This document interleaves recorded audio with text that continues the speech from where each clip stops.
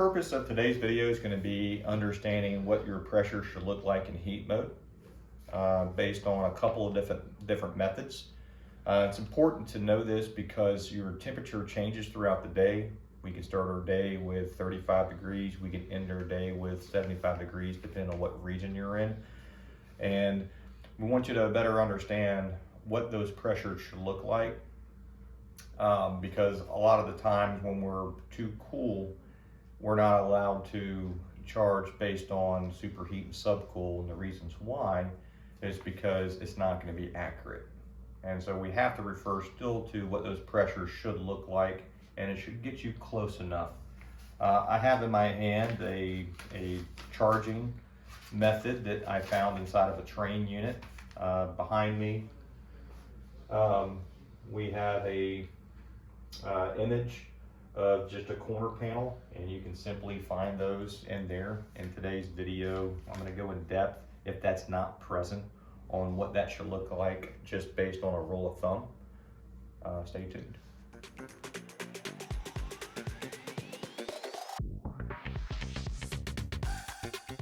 We've done lots of videos on heat pumps. We're nowhere near complete with the list of videos we're going to release on heat pumps. On the mechanical side, I want to release a video explaining where you should have pressures at, what those pressures should be. I'm a firm believer in superheat and subcool to dial in and accurately diagnose mechanically, but when the temperatures fall to a threshold of 65 and less, it's not going to be an accurate method utilizing superheat and subcool, and manufacturers agree to that. So they've given us a charge chart that's located inside the corner panel, either in a packet or it's a label inside the unit that's could just be a sticker or whatnot, and you want to refer to that.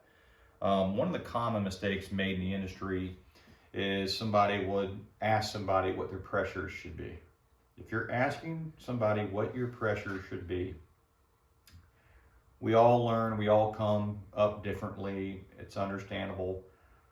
Just know that if you're asking somebody what the pressure should be, then you yourself don't know, which is why you're asking, which means if you're asking that question, you should be asking that question on every single call until you can just answer it without asking anybody.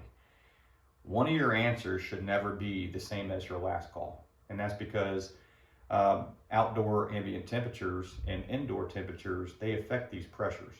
So if I have an 80-degree indoor dry bulb and an outdoor ambient temperature of 45 degrees, that's not going to give me the same low side and high side pressures as a 65-degree indoor dry bulb with a 60-degree outside ambient temperature. And so if somebody told me what my pressures are at my first call and I'm asking for that assistance on my second call, if I weren't able to get a hold of them, or if I just assumed that those should be my pressures throughout the entire day, that's not accurate. And so the manufacturers try to make this easier, and they try to give you a curving charging chart. I'll hold up a packet that I pulled out of a unit. It says pressure curves on it, and there's a cooling side and a heating side, and they give you multiple lines on there. Those lines are the air entering the evaporator coil. Okay, and they give you a range to work with of 60 degrees to 80 degrees. Okay, and that goes to show you that the operating ranges that they're looking for in heat is 60 to 80, so they're not going to give you one for 90. They don't expect you to run your heat up to 90 degrees. You got to think about that too. It doesn't matter what my model number is from one call to the next, or what my manufacturer is, whether it's a Train, a Carrier, a Lennox, a Goodman. It doesn't matter. Every one of them have tried to help you by putting this packet, this information inside the corner panel somewhere. And it's sometimes, like I said, it's not always a packet of paper. Sometimes it's simply, it could be a diagram on the inside. I'll show you trains where I found this packet. I took a image of it and put it on the computer we have here. And if you look here, they gave us an envelope that's glued to the panel where, you know, this is just protruding out the top just so you can see it in the image, but it's tucked inside there. But what happens 10 years from now, if this has been out, worked on, it's gotten wet, it's been damaged, lost, maybe somebody took it out, forgot to return it, you know, now it's no longer there.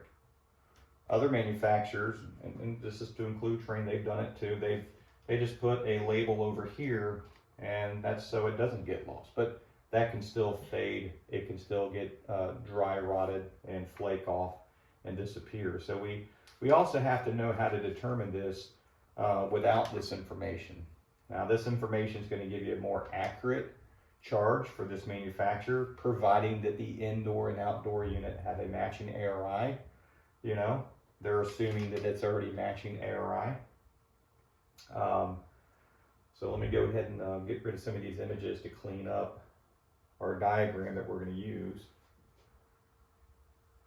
And I'm going to first go over, let's get rid of that. I'm going to first go over, you know, how to utilize this. I released a short earlier that you can look at that has this information on it. I think it's like a 3-minute video. I'll just break it down a little bit more. Matter of fact, I'm going to make this a little bit bigger so we can see it. And we do it. Make it as big as possible. Why not? There we go.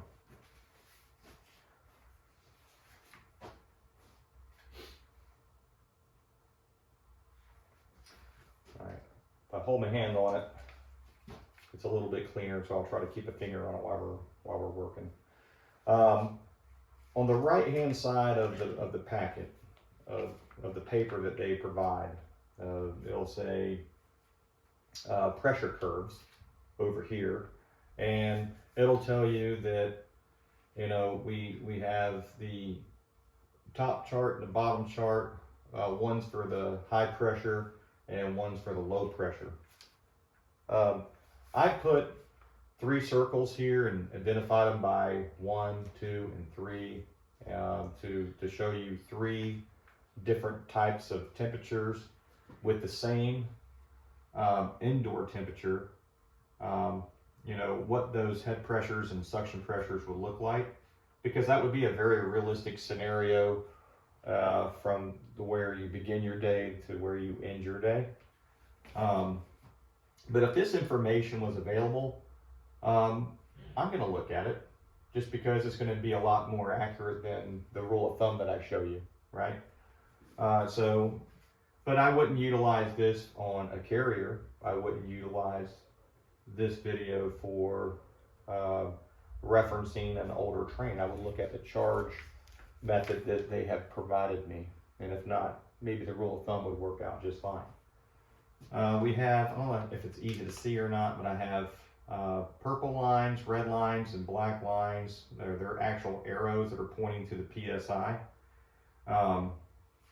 And basically, where they land at, I've actually wrote those values down to make it a little bit easier. So let's go ahead and look at,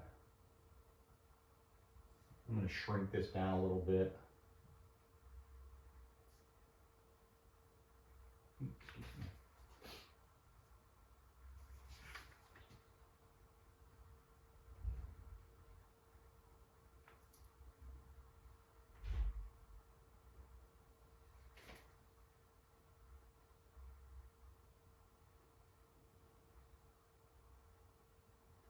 I want to make sure you can still see the image behind it as well, as much as possible. And it looks like that might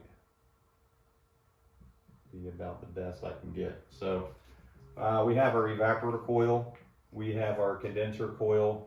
The mode that the evaporator coil in is a high pressure heat. The mode that the condenser coil in is a low pressure cool. And then within the heat mode, we have a reversing valve that I've got covered up that's going to switch back and forth. So in heat mode, we can use the right hand side of this piece of paper, these pressure curves, and with these three different outside temperatures, utilizing the same indoor temperature, doesn't matter what the indoor temperature is. If you notice here, I have 3 different suction pressures and I have 3 different head pressures. And so when I first start my day, we're saying that the first call was 35 degrees outside. And at 35 degrees outside, I've circled that. If I come up to my intersecting line and come over, it points to 88 degrees. I'm sorry, 88 psi. And at 35 degrees outside with 80 degrees inside, if I come up to that top line, which represents 80 degrees, and I come over, it's pointing to 310 psi. So I know on my first call that if I'm within, 5 to 10 or 5 to 15 psi of these numbers, I'm pretty good. So, and how that helps me is this: if let's just say, for example, I had 20 psi at 35 degrees outside, and my indoor temperature was 60 degrees, right? And I'm sitting at let's just say 100 psi. Nowhere are you going to find this relation on this chart that's going to tell you it's okay. It's going to indicate that there's not enough charge, that there's something going on with it. That would help me not determine via superheat or subcool, but in heat mode with low ambient temperatures outside, where my charge should be at. So just looking at this a little bit more on the second call. On the second call, you can see that my intersecting line, circling 45 degrees outside. I've moved 10 degrees. The Weather Channel can say it's 35 degrees all day long. Well, that doesn't mean that it's 35 degrees at my condenser. I can walk over there and it could be in direct sunlight. And so that can make that whole area much warmer. It could be on top of a roof. I have heat index up there that's going to have an effect on, how warm that area surrounding my condenser coil. If we looked at those intersecting lines here with the same indoor temperature of 80 degrees, it comes over at a value of 104 psi. If we want to look at our outside, 45 degree outdoor temperature, indoor 80, it intersects and brings us over to a value of 340. And this is based on 45 degrees, And so I don't want to utilize 88 and 310 when I get to my second call, because if my temperature has gone up to, 45 degrees, right? I can't say that at 35 and 45 degree outside ambient temperature, I'm going to have the same values. So it's very important to know where those pressures should be at, right? And by the time I'm at my third call, it's probably going to be early afternoon or mid-afternoon, late afternoon. And I'm going to have 9 times out of 10, especially if you're in Florida, it's probably going to be warmer. So I just used 55 degrees as just to give me enough distance really on the chart. put them in 10-degree increments. So my third call, 55 degrees. If I bring that up to my intersecting line at 80 degrees and bring that over, it points to a value of 126 PSI. And if I look at my high side at 55 degrees and bring that up to my 80-degree line and bring that over to see where it points to a value of 350 PSI.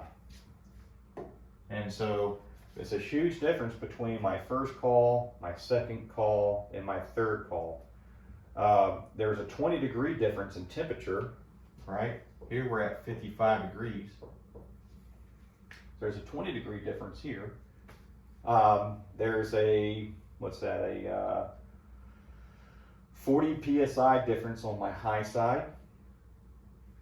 And that's a 36, that's about a 40 PSI difference on my low side. And so, looking at that, that's not something that we can use consistently throughout the day or throughout the week. Let's just say, for example, that the temperature was consistent throughout the day. Say it was a true 35 degrees or 45 degrees all day long. Say it was windy, it was raining, it was cold, the sun didn't even come out all day long, and it just stayed really nasty outside. You can't plot the same pressures on every call even then, because every inside temperature, right, has a different value. Your first call might be 60 degrees inside with a 35-degree ambient temperature. Your second call might be 50 degrees inside with a 35-degree outside temperature. And your third call, given that it's 35 degrees outside still, you could be 80 degrees. And so even then you can't use the same values. So these values are going to change. Refer to it throughout the entire day. When we start getting into temperatures outside that are above 68 degrees, that's when we can start utilizing subcool values. That helps us determine more where liquid is present, vapor is present, making sure the liquid's not returning back on the mechanical system to the compressor. And you'll notice on those videos I'll harp more on those values than I will on pressures. I'm not big on pressures because pressures can lead you down a rabbit hole of misdiagnostics. It's not enough information on its own. It's not enough value on its own. However, if we wind up looking at the pressure charts and looking at where those pressures wind up landing us, then we're going to wind up having enough information to get through that call at least to see if there is a issue. Let's look at the diagram, and the diagram will show us where those temperatures and mostly where those pressures are going to be at throughout the refrigerant circuit in heat mode. Okay, if you're familiar with this diagram, it's probably because you've seen it in all the textbooks, you've seen it in all the other videos that we've put out. We try not to change it around too much. It takes a lot of work to put this up here. This isn't something that is part of a program. This is something that we actually grew. So I try to keep it consistent so you're more familiar with it, so as we go through the video we can also go through it a little quicker. You'll notice that this is a heat pump. We have a reversing valve, condenser coil, evaporator coil, compressor, accumulator. We have an expansion valve and an expansion valve. These are thermostatic expansion valves. These are mechanical, also known as TXVs. We have a dryer. These would be like a pressure port where you would hook up, and they're located throughout where you would normally find them. I have an image of my thumb here for the rule of thumb, the 20 to 30 degree rule, which could apply in the event that these service vacs aren't available. I have a Train defrost board. We started our video talking about the Train, so we figured we'll go ahead and keep the image of Train. And so, looking at this, if we have low ambient temperatures, then all these values that we have here, right, are really just going to dictate a pressure. I'm not going to really be able to put temperatures on any of this because I'm not concerned with saturation points and I'm not concerned with line temperatures. So I can, take my differential and achieve the knowledge of what the superheat and subcool values are.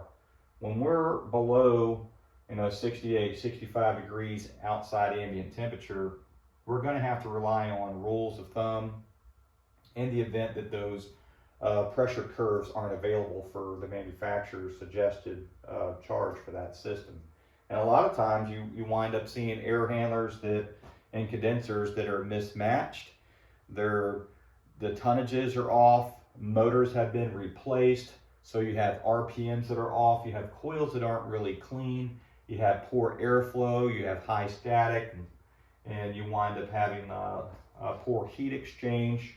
Outside coils aren't really clean, and condenser fan motors have been replaced, and the fan blades can be on the shaft in the wrong location and maybe outside the fan shroud, inside the fan shroud. All that's going to change RPMs and it's going to throw off what the chart should be. So they're in a real world situation, you might have to go off of a rule of thumb, even if there was a charging chart available to you. So I, for one, I'm not going to take a Lennox air handler and a Train condenser where the Lennox air handler has been modified on the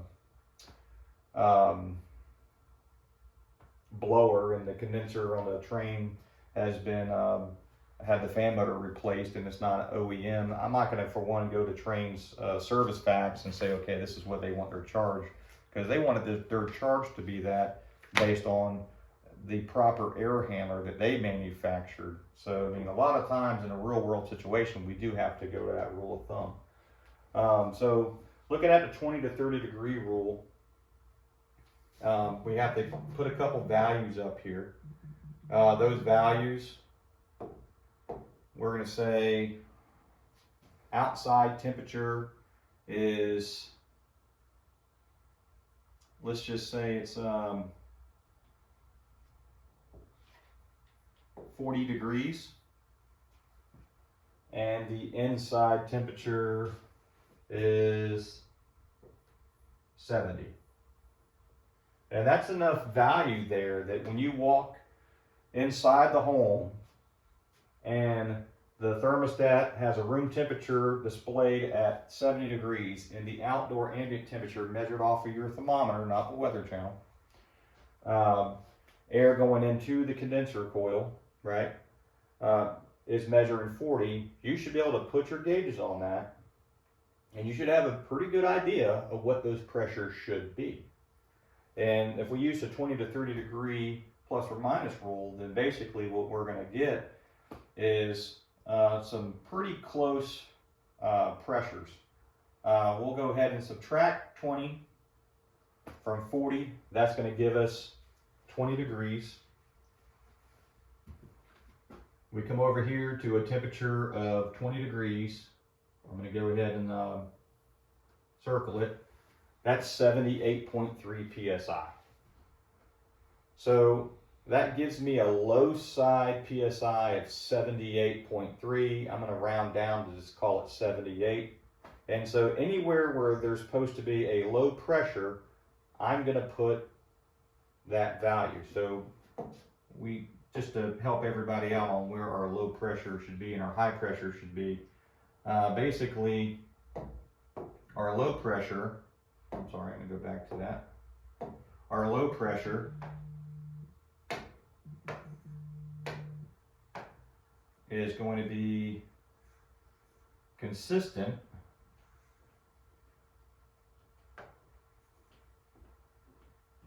as long as that temperature stays 40 degrees. Now, if it goes up to 50 degrees, that 10 degrees is going to change quite a bit. We're going to do a couple of exercises here. If we look at the high side, our refrigerant flow through the reversing valve goes towards the evaporator coil. We're going to push hot gas through the coil, get as much heat out of that as possible. We're going to come back as a liquid because it got condensed. And then it's going to meter in a liquid state and evaporate back to a vapor so my compressor can compress, and that heat of compression is where we get our high temperature hot gas. So where those pressures should be at on the low side are going to be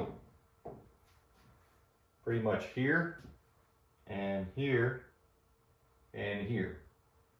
So if I'm 40 degrees ambient temperature, taking 20 degrees off of it puts me at 78. 78 psi is my low side on my condenser coil, which is the evaporator coil in this scenario.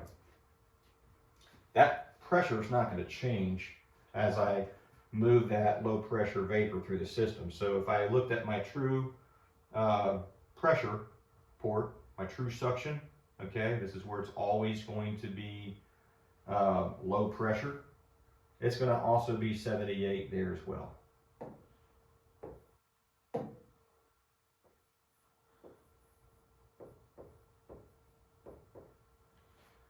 And then up here by the accumulator, before it goes into the compressor, if I wanted to read pressure there again, sometimes there's a port, sometimes there's not.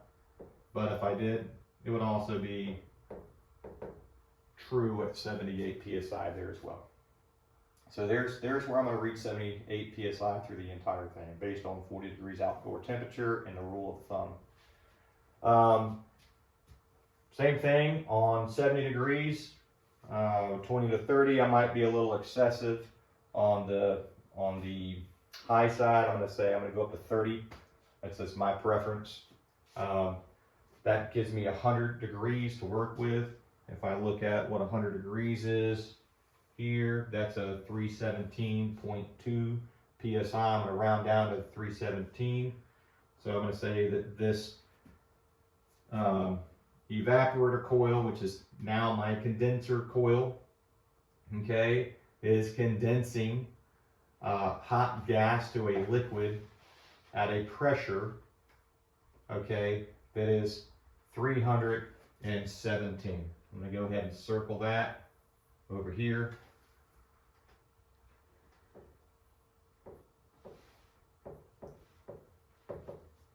So my high side is 317. If we want to look at where else is 317 present, well, 317 present.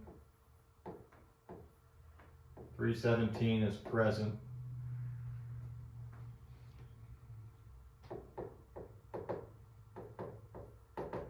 Okay. I'm in a liquid state.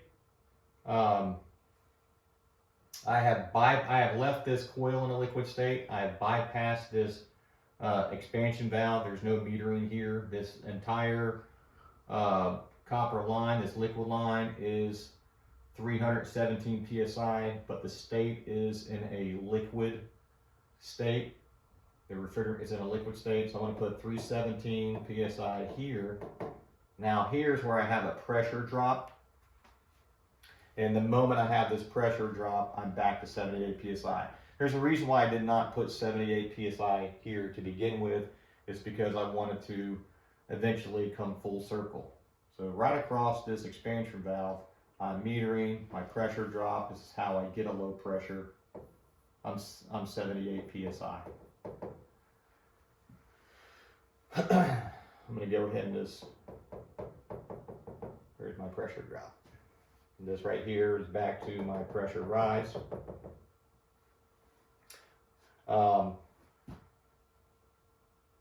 78 back to a high pressure of 317. So if I were to hook up my pressure here, I'm going to read 317. 317 through the reversing valve is all discharge, and back over here when I read it leaving the condenser at that port, it's also going to be 317. So 317 leaving the compressor, 317 before it goes through the chase, 317 at the coil, 317 leaving the coil, 317 on the other side of the valve, leaving the air handler, 317 back outside where I'm checking my vapor, my liquid, both high sides, and 317 pressure drop, 78 all the way back through the compressor where we have our heat of compression, and we pick up temperature. So looking at this, that's going to be pretty close to a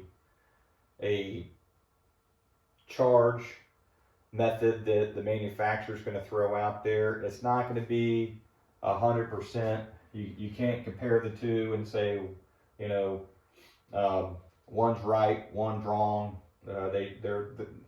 It's like saying that what Carrier says their unit should be at a certain outdoor and indoor temperature, pressure-wise, Trey needs to be the same. No, they're all different. Every one of them are going to be different. And if we had nothing to go by, you can just simply use the rule of thumb, and you'll find that you're going to get pretty close to that. Now, you know, if you look at this here and said, you know, 78 seems a little low, you're right. But, you know, 20 to 30 degrees also means that, you know, I can also change my PSI, have fluctuation on my PSI too. So if I would say that I would not be looking any lower than 78, I wouldn't be looking really any lower than 317. I'm going to change the color up a little bit. Maybe there's a possibility that, you know, in your scenario, you're reading, you know, maybe 90 PSI on the low side, right? And maybe on the high side, maybe you're reading, you know, 340 PSI. That's pretty close, 340 to 317, 90 to 78. So if you had 40 degrees outside and 70 degrees inside, and you're trying to use the 20 to 30 degree rule of thumb, just to try to, because you don't have any other guidelines to go by, you have to still allow some tolerance here, right? Because it's never going to be perfectly accurate. That's just the world that we live in. You know, in the field, things are modified, things change, and we have to be ready to, you know, adapt to those changes. So if I was reading 78 and I had 317, you know, I'd say, you know, that doesn't really look right if I want to look at my my compression ratio, right?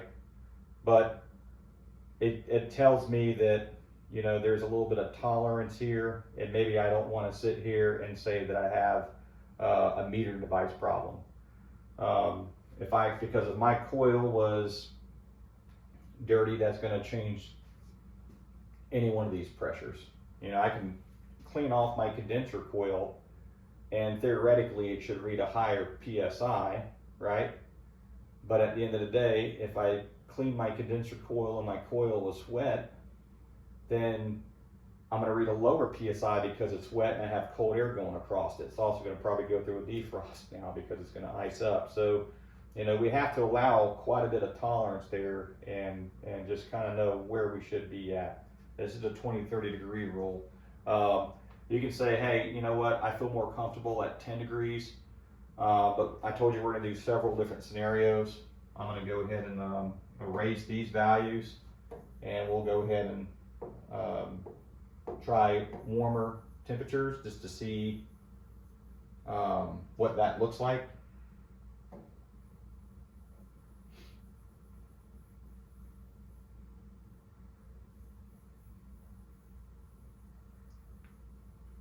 Okay.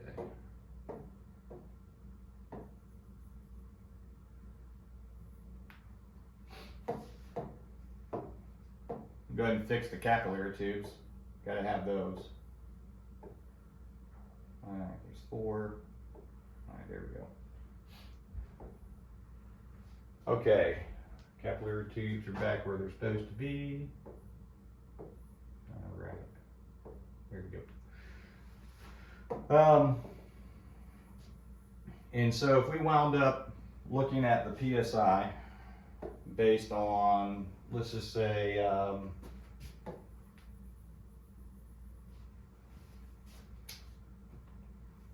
50 degrees outside. If I said 50 minus 30, or I'm sorry, 50 minus 20, that's going to put me at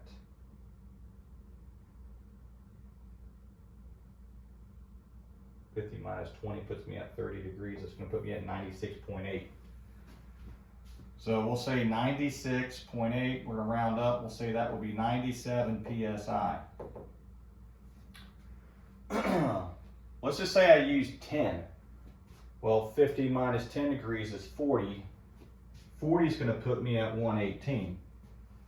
So there's a possibility that I could be at 118. Don't know. I got to put something. I got to recognize something. So what I'm saying is, if I had 50 degrees outside and I read 97 psi here, it's not going to raise alarms, and I'm not going to sit here and say, wow, there's definitely an issue. We got to shut this thing down and start replacing some mechanical parts. There's not enough value there for me to sit there and honestly worry about that. I'm going to go ahead and draw, the refrigerant going through the system. There's the low side. All right. So if I'm 97 psi there, I'm going to be 97 psi here. If I'm 97 psi here, I'll be 97 psi here. And that's everywhere I'm going to be 97 psi until I get back over here where I have my pressure drop. Let's go ahead and go to the high side.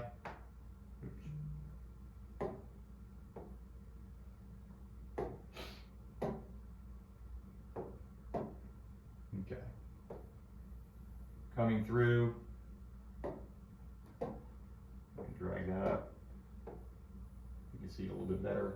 Going through the reversing valve, coming in through the line set, and running hot gas through the evaporator coil, now the condenser coil, leaving as a liquid pressure drop, all that stuff.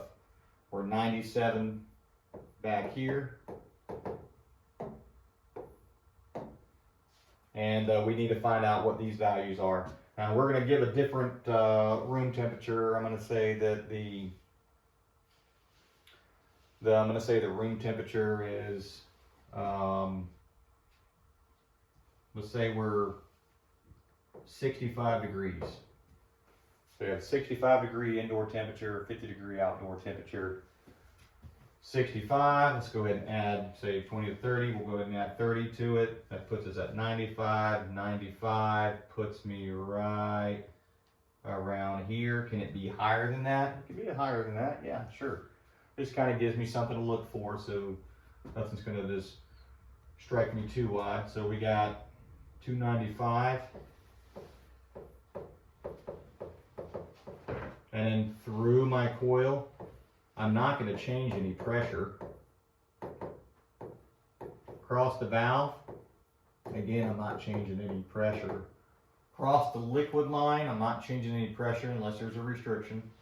So even here, I'm going to read 295. And I'm not going to change my pressure until I meter. Coming off the compressor, we're going to be 295.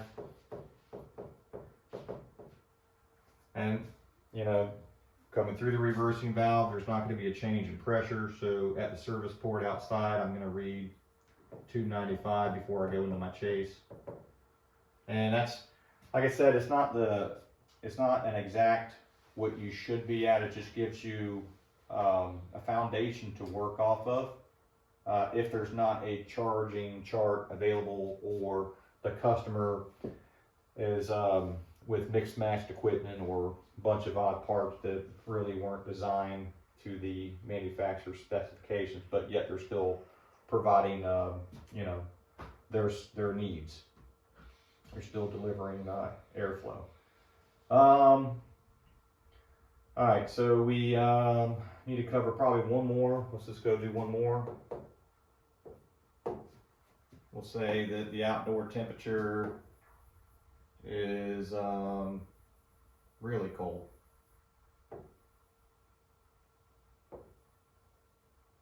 The colder it is outside, you're going to find that it's going to be more difficult to accurately tell if your charge is right. A lot of us wind up having to make second trips. That's okay, man. If you want to be thorough like that, and your customer's okay with you coming back when it's a little warmer outside just to double check, nobody can fault you for that, because, you know, you're just trying to, you know, it's better for you to do that than for you to sit there and say everything's fine and you really don't know if it's fine.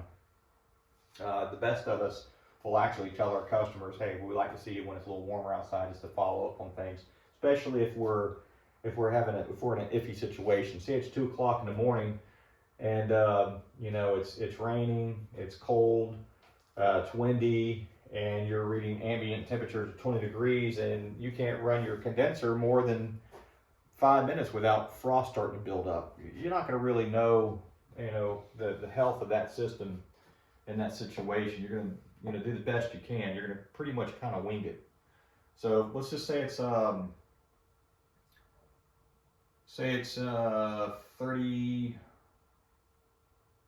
Let's say it's 30 degrees outside. Okay. We all know that heat pumps aren't very good when they start hitting these temperatures. Coil's probably going to be about 20 degrees cooler than that. And so let's look at what that PSI is going to wind up being. You know, 30 minus 20, or minus 20 is going to put us at 10.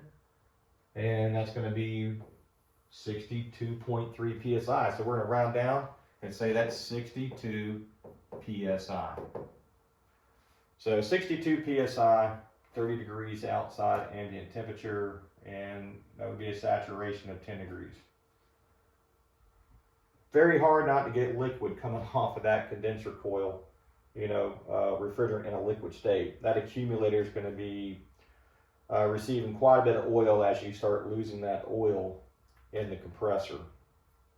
And the compressor is going to be pushing quite a bit of liquid, so it's not really good for that compressor to be operating in that situation. It'd be really nice if there's a way that these systems could dictate, you know, a superheat value here, that if it was too low and risky of losing that much oil in the compressor, that the system can just cycle off and kick on the heat strips, or, you know, but that's, I don't think that's out there. Somebody has to just, you know, make that one happen. 62 PSI here is going to be the same through the reversing valve. Our true suction is going to be 62 PSI. At the accumulator, we're going to read 62 PSI. Okay. We're not going to put 62 PSI there yet because we haven't made it around, right? As we go through hot gas, condensed, there's a pressure drop, and then we will hit our 62 PSI. First, we're going to find out what our temperature is affecting our evaporator coil or condenser at this point. And we'll say that we're dealing with an ambient temperature inside of 60 degrees. Okay, 60 degrees. We'll just add 20, 25, 30 degrees to that. That's going to give us 80, 85, 90. Let's see here. If we did 80, that would give us 235 if we gave it a full 30 degrees and put it at 90, or that'd be 274. Let's just say we're going to give it, we'll meet it in the middle, we'll say 85 degrees on this one. So between 20 and 30 degrees, rule of thumb, that'd be 25 degrees, close enough. So 60 plus 25 is 85. 85 degrees is at 254.1 psi. We're going to round down and say that this is at 254 psi. Through the coil, it's going to be no change. We're not metering here, so there's no pressure drop. So we're still 254 psi, as long as there's no restrictions on our dryer. We're in a liquid state here, but our pressure is going to still be the same at this port. We will have a pressure drop here, and that's where we have our low event at 62, which is consistent all the way back to the compressor, where we have our next event, where we have a pressure rise, temperature rise, and that'll be 254 psi.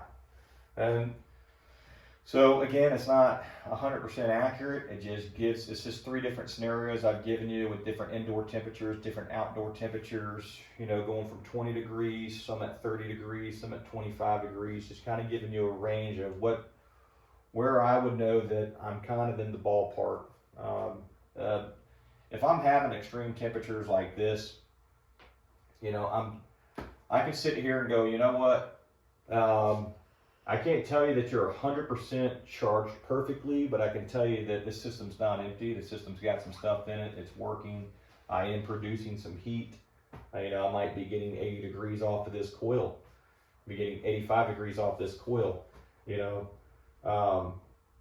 these heat strips, I don't know where the room temperature is at, but if the room temperature is more than 2 degrees of this, these heat strips should be running in conjunction with it. If those heat strips were running in conjunction with it, we can look at what that error would be. If we're 60 here, we're probably 85 degrees here. And if the heat strips were running, we can warm it up even more, and we could probably get about 100 degrees out of that. You know, so yeah, we're still providing heat on a 30 degree night. Now, of course, once the defrost control board goes into a timed defrost or a forced defrost, whichever is going to come first, you know, it's going to switch the valve over into cool mode. And, you know, as long as there's no cold below, you shouldn't be in recovery for too long, trying to recover out of that 100 degree plenum going down to 60 degrees. Let's see here. I think that pretty much wraps it up. I'll produce about a dozen or more videos just on defrost control boards. But one of the things that I wanted to bring to everybody's attention before, you know, I spent a month or two just on that was, you know, release a video, you know, showing some pressures, so we can have something to work with over the next couple of months. And so I had some kind of content out there on that. I want to make sure that people understood that, you know, by the time you go from one call to the next, let's go ahead and put this one back up here. We go from one call to the next, it's not going to be the same, right? And just like I did on the 3 demonstrations not utilizing this, and on the diagram, I gave you 3 different indoor temperatures, 3 different outdoor temperatures, and even on the rule of thumb, it's not the same. So best thing you can do is ask if you don't know, and you know, try to learn, try to one up, you know, don't throw the towel in, don't give up. If it was that easy, everybody would do it. You're in a great trade, a great industry, and it's growing, it's changing. There's new refrigerants out there right now, A to L. You notice even on 410A, it's been around for a long time. So, you know, more than 25 years, 410A's been around. A lot of people don't know it's been out that long. And so if you look at, you know, this, I'm referring to a pressure temperature chart. And I'm not trying to guess this, I'm not trying to wing it, you know, it helps. And so, you know, you have to have some type of foundation to work with. So you're dealing with, you know, facts and people's comfort. You know, typically, you know, it works very well when you integrate a combination of the two.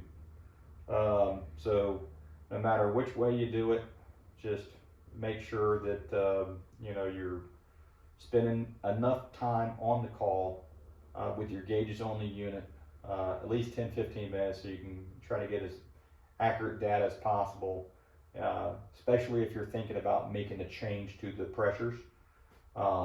You know, unless you just know for sure that it's low on refrigerant or it's overcharged, you know, by all means, you know, but at the end of the day, you know, refer to these pressure temperature charts. You're dealing with A to L refrigerants. You know, there's pressure temperature charts out there for that. So you don't have to, you know, worry about, you know, not being familiar with it. You know, doing this for a long time. A lot of other people do it for a long time, and they don't have these memorized. So heating is a animal of its own. It's a hard one to tackle too. You know, it's a hard one to tame. But you know, you just got to get out there and keep pushing. Thank you.